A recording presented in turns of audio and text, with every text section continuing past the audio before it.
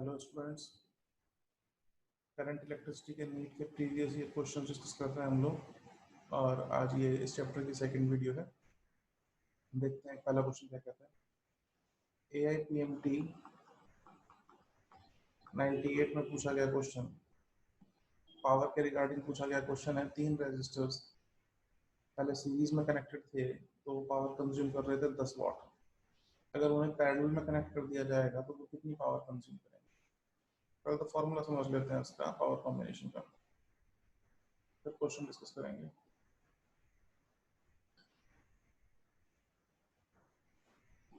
Combination of power.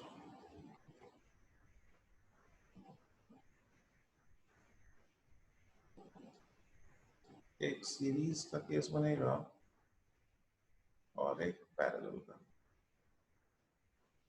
Series में power के लिए फॉर्मूला हो जाएगा 1/P1 प्लस 1/P2।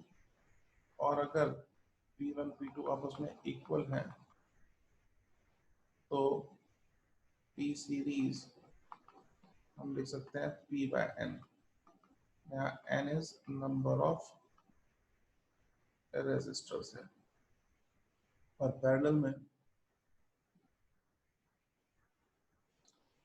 फॉर्मूला हो जाता है P1 प्लस P2, बिल्कुल कैपेसिटर की तरह।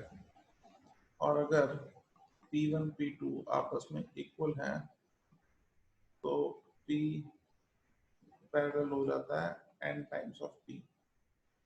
N की वैल्यू नंबर ऑफ रेजिस्टर्स। ठीक, अब क्वेश्चन देखें तो क्वेश्चन में हमसे कहा पहले सीरीज में कनेक्टेड है, जब पावर कंज्यूम कर रहे हैं 10 वाट, यानी कि P सीरीज वाला फॉर्मूला लगाएंगे तो हो जाएगा P/N। ये वैल्यू हमें दी गई 10। ये पता कर लेते हैं, नंबर ऑफ रेजिस्टर 3 है यहाँ पे, तो P की वैल्यू आ गई, एक रेजिस्टेंस की पावर आ गई हमारे पास 30 वाट। अब इन्हीं को आपस में पैरेलल में कनेक्ट कर दिया तो इन पैरेलल ये हो जाएगा P parallel is equal to N times of P, यानी कि 3 into 30 90 watt. 90 watt is the answer. Option देखें तो D option is the right answer. आगे चलते हैं। डिस्चार्ज ट्यूब का रेजिस्टेंस हमसे पूछा है, कैसा होता है, ओमिक होता है, नॉन ओमिक होता है। AIPMT 99 में पूछा गया क्वेश्चन। तो दो तरह के रेजिस्टेंस होते हैं, एक तो ओमिक होता है और एक नॉन ओमिक होता है। जो डिवाइस ओम्स लॉ को पूरी तरह ओबे करती हैं, फॉलो करती हैं, उनके रेजिस्टेंस को हम कहते हैं ओमिक रेजिस्टेंस। और जो फॉलो नहीं करती उन्हें कहते हैं नॉन ओमिक। डिस्चार्ज ट्यूब का रेजिस्टेंस नॉन ओमिक होता है, लर्निंग टाइप क्वेश्चन है। ए इज द राइट आंसर। आगे चलते हैं, नेक्स्ट क्वेश्चन। AIPMT 99 में पूछा गया।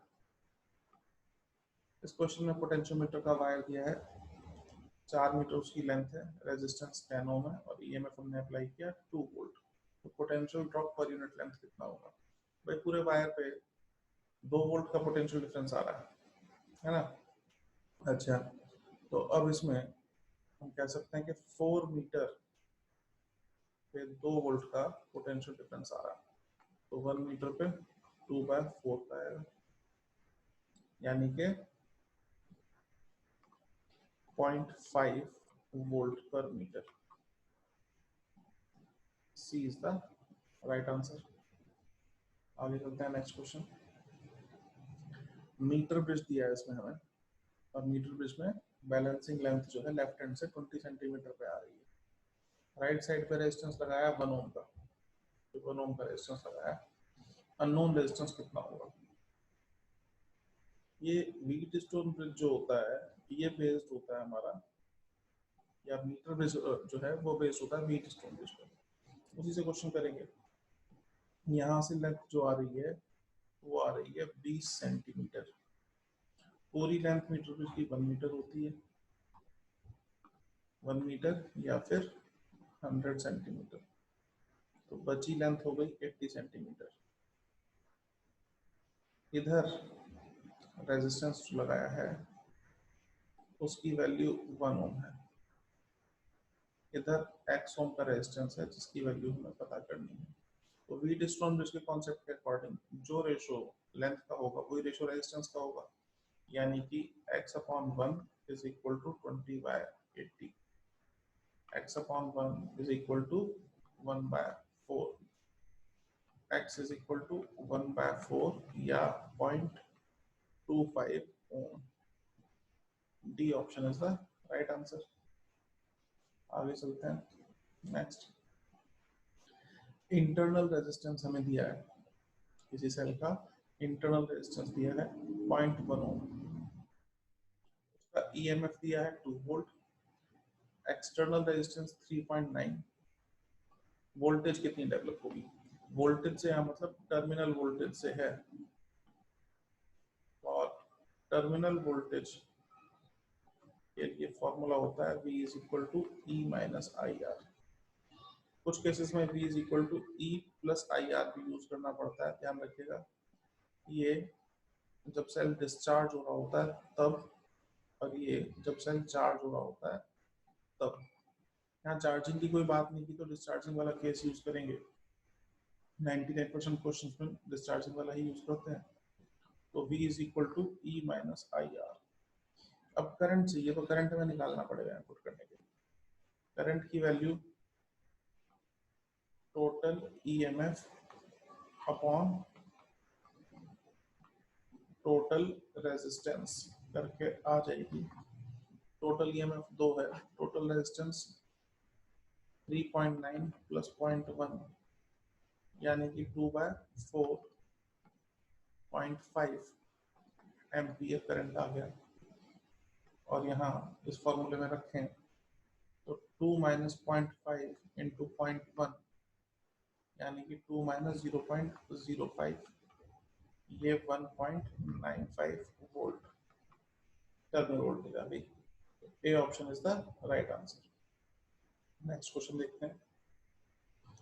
सर्किट दिया हुआ है हमें और इसमें करंट हमसे पूछा है, तो पहले तो करंट निकालने के लिए टोटल रेजिस्टेंस निकालना पड़ेगा।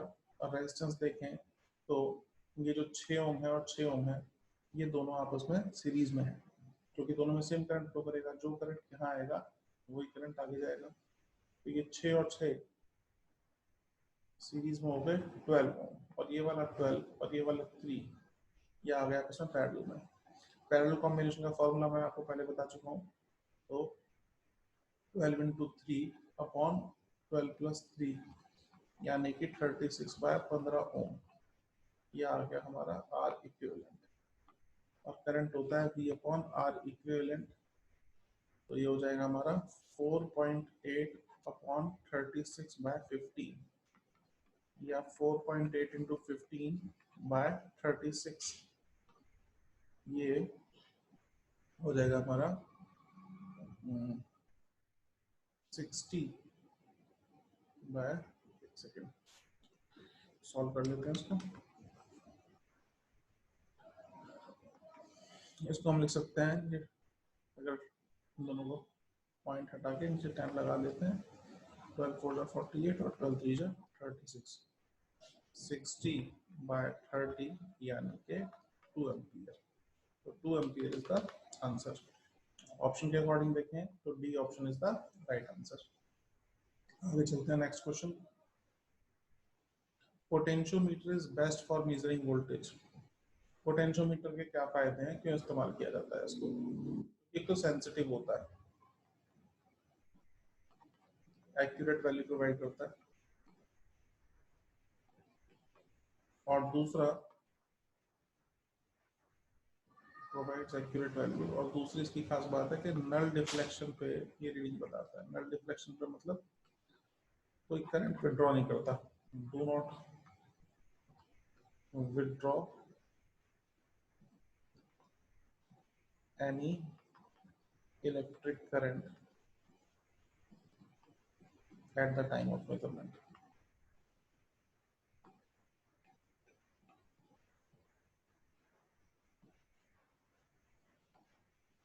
The first option is the right answer. आगे चलते हैं नेक्स्ट क्वेश्चन. AIPMT 2000 में पूछा गया. इसमें हमसे दो बल्ब दिए हुए हैं. एक का रेजिस्टेंस 40 वाट है, एक का 100 वाट है. वोल्टेज दोनों की सेम है, तो रेजिस्टेंस किसका ज्यादा होगा ये बताना है.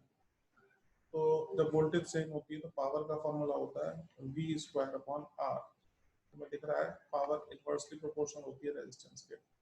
हम कह सकते हैं रेजिस्टेंस इनवर्सली प्रोपोर्शनल है पावर के, मतलब जिसकी पावर कम उसका रेजिस्टेंस ज्यादा, और 40 वाट वाले की पावर कम है तो उसका रेजिस्टेंस ज्यादा होगा. यानी कि resistance of 40 watt is greater than the resistance of 100 watt. So B option is the right answer. Next question. AIPMT 2000 में आया हुआ. कार की बैटरी दी हुई है जिसका EMF है 12 वोल्ट. इंटरनल रेजिस्टेंस भी दे दिया 5 × 10⁻² ओम. इसमें करंट आ रहा है 60 एम्पीयर का. रिसीव करंट लिखा हुआ है स्टूडेंट्स, ध्यान दीजिएगा. रिसीव करंट का मतलब चार्जिंग की कंडीशन है. और थोड़ी देर पहले मैंने बताया कि चार्जिंग के लिए फॉर्मूला V = E+IR होता है. अच्छा, तो टर्मिनल पोटेंशियल बताना है. पहले करंट निकाल लेते हैं. तो करंट निकाल लेंगे. करंट तो दिया हुआ है, निकालने की जरूरत नहीं. ये हो गया V = E+IR, यानी कि 12 + 60 × 5 × 10⁻², यानी कि 12 + 60 × 0.05, 12 + 3, ये हो गया हमारा 15 वोल्ट. तो C option is the right answer. आगे चलते हैं नेक्स्ट क्वेश्चन. इसमें हमें एक सर्किट डायग्राम दिया गया है और सर्किट डायग्राम में हमें नेट रेजिस्टेंस बताना है. तो सर्किट डायग्राम देख के पता चल रहा है ये व्हीटस्टोन ब्रिज है. और वैसे भी मैं आपसे कह चुका हूँ कि जब भी आपको किसी सर्किट डायग्राम में 5 रेजिस्टेंस या 5 कैपेसिटर एक साथ कनेक्टेड दिखाई दें तो सबसे पहले आप चेक करिए कि व्हीटस्टोन तो नहीं बन रहा. व्हीटस्टोन चेक करने के लिए हम रेशो चेक करते हैं. तो रेशो अगर हम देखें तो एक तरफ 3:6 यानी कि 1/2 और दूसरी तरफ 4:8 यानी कि 1/2. रेशो दोनों तरफ सेम आ रहा है, यानी कि बीच वाला रेजिस्टेंस कैंसिल हो जाएगा, इसमें कोई करंट फ्लो नहीं करेगा. अब ऊपर वाला जो है ये सीरीज में आ गए, इनका हो गया 7, और नीचे वाले सीरीज में आ गए, इनका हो गया 14. 14 और 7 पैरेलल में आ गए, तो 14 × 7 अपॉन 14 + 7, ये आर इक्विवेलेंट की वैल्यू, यानी कि 14/3 ओम. 14/3 B is the right answer. आगे चलते हैं नेक्स्ट क्वेश्चन. स्पेसिफिक रेजिस्टेंस दिया गया है हमें 10⁻⁷ ओम मीटर. रो की वैल्यू दे दी हमें 10⁻⁷ ओम मीटर. अच्छा, करंट फ्लो कर रहा है सर्किट में 0.1 एम्पियर. क्रॉस सेक्शनल एरिया दिया गया है 10⁻⁶ मीटर स्क्वायर. पोटेंशियल ग्रेडियंट हमसे पूछा है. तो पोटेंशियल ग्रेडियंट का फॉर्मूला I/ρ/AB होता है. स्टूडेंट्स याद कर लीजिएगा फॉर्मूला, ये भी इंपॉर्टेंट है, बहुत से जगह यूज हो जाता है. इस क्वेश्चन में यही लगेगा. तो 0.1, रो की वैल्यू 10⁻⁷ और नीचे 10⁻⁶. तो ये आ गया 0.1 × 10⁻⁻1, यानी कि ये हो गया हमारा 10⁻⁻² वोल्ट पर मीटर. ऑप्शन देखें तो पहला ऑप्शन सही है. Option A is the right answer. आगे चलते हैं नेक्स्ट क्वेश्चन. ये हमें इस क्वेश्चन में व्हीटस्टोन ब्रिज दिया है और व्हीटस्टोन ब्रिज में हर एक रेजिस्टेंस की वैल्यू 10 ओम है. जो डायगोनल में रेजिस्टेंस लगा हुआ है उसकी वैल्यू भी 10 ओम है. तो हमें इक्विवेलेंट रेजिस्टेंस बनाना है. इसमें देखिए सर्किट डायग्राम बनाएंगे पहले, तो फिर क्वेश्चन करेंगे. अगर मैं बनाऊं सर्किट डायग्राम इस टाइप से, तो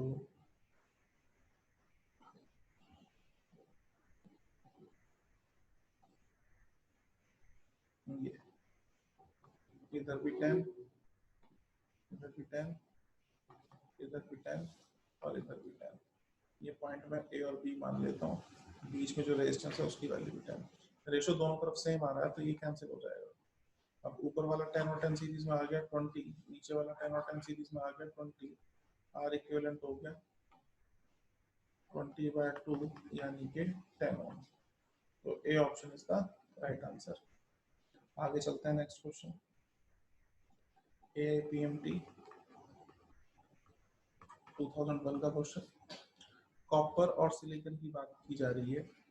तो कॉपर के रिगार्डिंग में बता दूं, जानते भी आप लोग, copper is a metal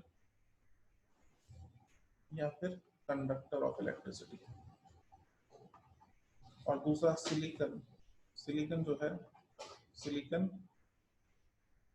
semi conductor है। अच्छा, दोनों की प्रॉपर्टीज की बात करें, यहाँ दोनों को ठंडा किया जा रहा है, कूल किया जा रहा है, टेम्परेचर कम किया जा रहा है, 300 केल्विन से 60 केल्विन पे ले आया, तो स्पेसिफिक रेजिस्टेंस पे क्या असर पड़ेगा?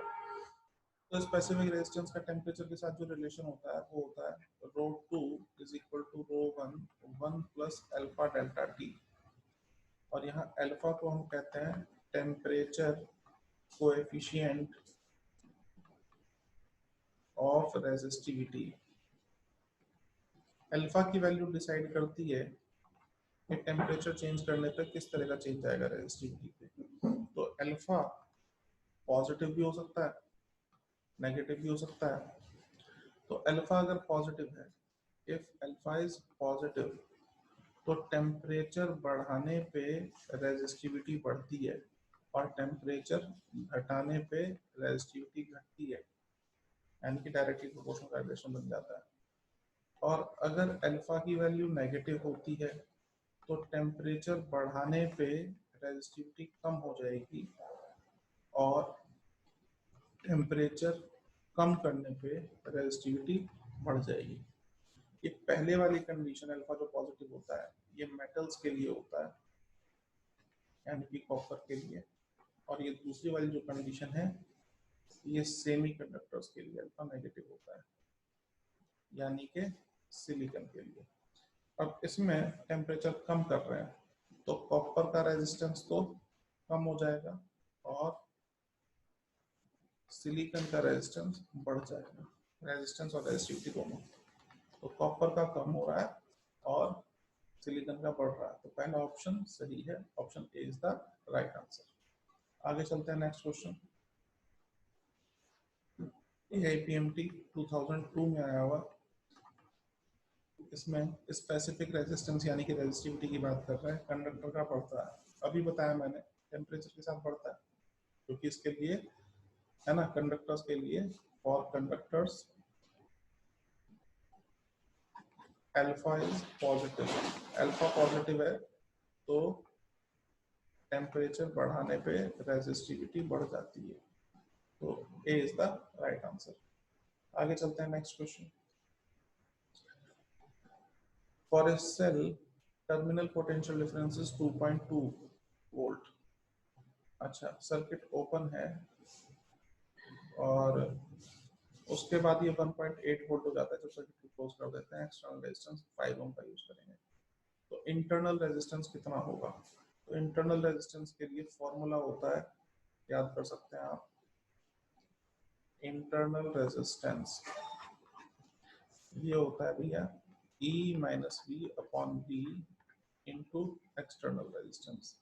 तो EMF दिया है 2.2, ये 1.8, ये 1.8 और एक्सटर्नल है 5, तो ये हो गया 0.4 बाय 1.8 इंटू 5, या हम लिख सकते हैं 2/9 इंटू 5 या 10/9 ओम।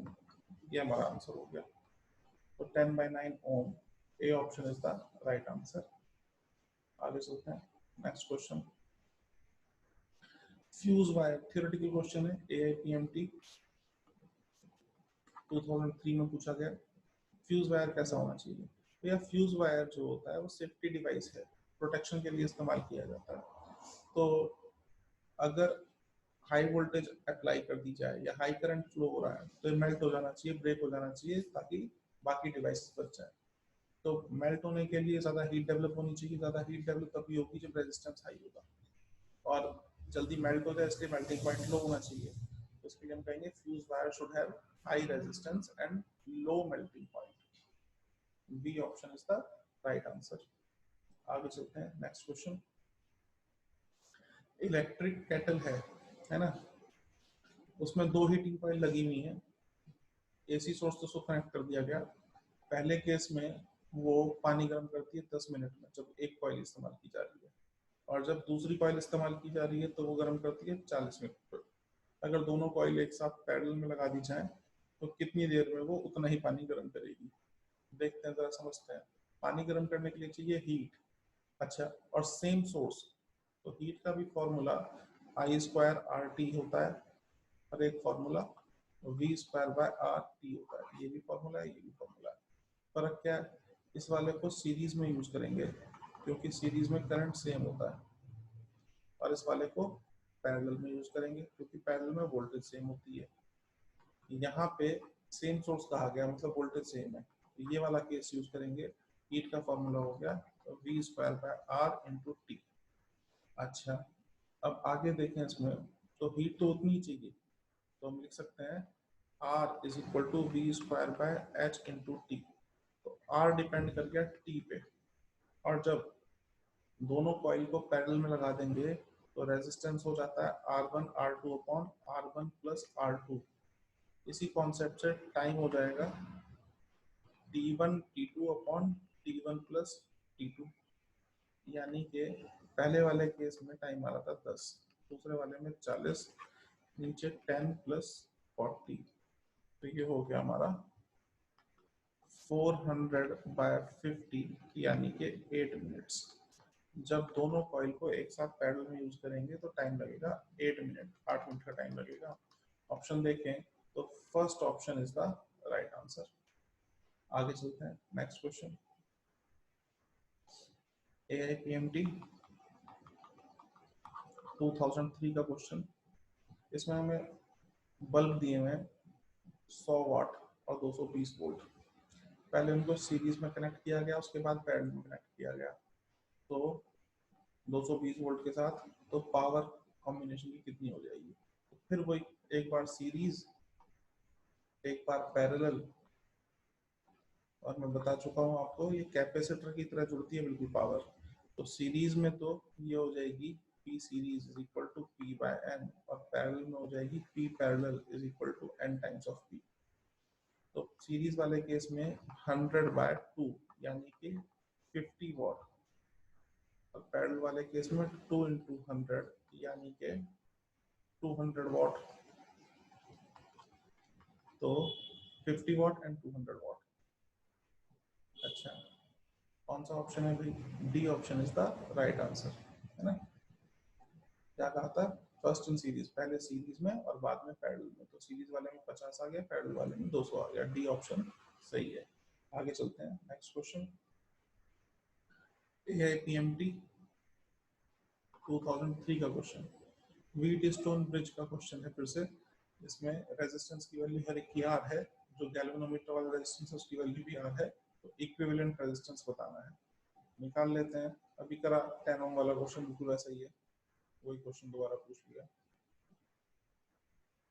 तो यहाँ बीच में एक रेजिस्टेंस लगा हुआ है, इसकी वैल्यू आर, हर एक रेजिस्टेंस की वैल्यू आर।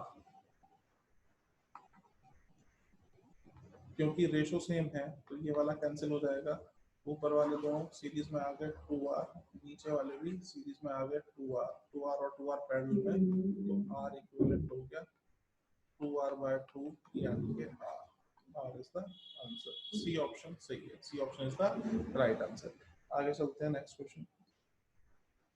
AIPMT 2004 का क्वेश्चन। भारत में जो इलेक्ट्रिसिटी आती है वो 220 वोल्ट पे आती है, यूएसए में 110 वोल्ट पे आती है। अगर यहाँ रेजिस्टेंस 60 वाट के बल्ब का आर है तो यूएसए में कितना होगा?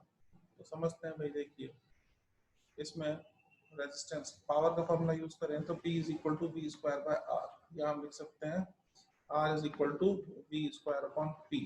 वोल्टेज को आधा कर दिया, ये पहले 220 यूज कर रहे थे, 220 से 110 कर दिया ना, आधा कर दिया।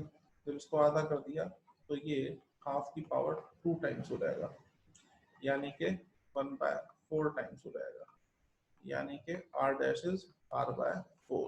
प्रोपोर्शनलिटी से डायरेक्टली हो गया क्वेश्चन, वैसे थोड़ा लेंथी हो जाता है। तो C option is the right answer. आगे चलते हैं नेक्स्ट क्वेश्चन। 3 बल्ब हैं, 3 आइडेंटिकल बल्ब हैं, हर एक का जो हमें रेटिंग्स दी हुई है, 60 वाट पावर है और 200 वोल्ट वोल्टेज है, पोटेंशियल डिफरेंस। अच्छा, अब उसको 200 वोल्ट की सप्लाई से सीरीज में कनेक्ट किया जाए तो पावर कितनी ड्रॉप होगी, पावर विड्रॉल कितनी हो जाएगी। तो फिर वही सीरीज वाला फॉर्मूला, पावर के लिए सीरीज में फॉर्मूला तीसरी बार बताने जा रहा हूँ, ये हो जाएगा P/N, यानी कि 60/3, यानी कि 20 वाट। 20 वाट is the right answer, D option सही है। आगे चलते हैं नेक्स्ट क्वेश्चन। AIPMT 2004 में पूछा गया, 6 वोल्ट की बैटरी कनेक्ट कर दी, 3 मीटर लॉन्ग वायर है, रेजिस्टेंस उसका 100 ओम है, ऐसे दो पॉइंट्स चूज करने हैं जो कि 50 सेंटीमीटर पे लोकेटेड है, उनके बीच पोटेंशियल डिफरेंस कितना होगा। डायरेक्ट क्वेश्चन है, देखिए भाई 3 मीटर पे 6 वोल्ट का पोटेंशियल डिफरेंस, तो 1 मीटर पे 6/3 वोल्ट, यानी कि 1 मीटर पे 2 वोल्ट का पोटेंशियल डिफरेंस, और 0.5 मीटर पे 2 इंटू 0.5, यानी कि 1 वोल्ट। तो C option is the right answer. आगे चलते हैं नेक्स्ट क्वेश्चन। AIPMT 2004 का क्वेश्चन, फिर से व्हीट स्टोन ब्रिज दिया हुआ है और व्हीट स्टोन ब्रिज में इस बार करंट पूछ लिया। तो व्हीट स्टोन ब्रिज, ये मैं पहले भी आपको बता चुका हूँ कि इस तरह का अगर सर्किट डायग्राम मिलता है तो ये व्हीट स्टोन ब्रिज को रिप्रेजेंट करता है। और यहाँ देखें रेशो, वाला रेजिस्टेंस और ये वाला रेजिस्टेंस 1:1, ये दोनों भी 1:1, ये वाला कैंसिल हो जाएगा। ऊपर रेजिस्टेंस 2R, नीचे भी 2R, टोटल रेजिस्टेंस R। तो टोटल करंट जो जाएगा सर्किट में तो वो हो जाएगा V/R। लेकिन हमसे पूछा है AFCEB में करंट, है ना, यानी कि ऊपर वाली ब्रांच में, इसमें करंट कितना जाएगा। भाई यहाँ से इसमें अगर I जाएगा तो I फिर वो दो पार्ट में डिवाइड हो जाएगा, ऊपर जाएगा I/2 और नीचे भी जाएगा I/2। तो current in AFCEB is I is equal to I total by 2, यानी कि हाफ ऑफ V/R या फिर V/2R। तो V/2R, C option is the right answer. ये क्वेश्चन भी हो गया। आगे चलते हैं नेक्स्ट क्वेश्चन। इस क्वेश्चन में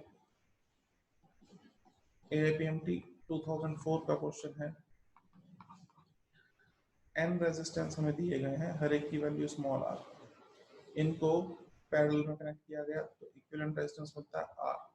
पैरेलल में हम जानते हैं एक बार पैरेलल, अच्छा फिर सीरीज में कनेक्ट किया जा रहा है तो रेजिस्टेंस का आप जानते हो, पैरेलल में अगर इक्वल वैल्यू के रेजिस्टेंस हैं तो पैरेलल में हो जाता है R/N और सीरीज में हो जाता है N टाइम्स ऑफ R।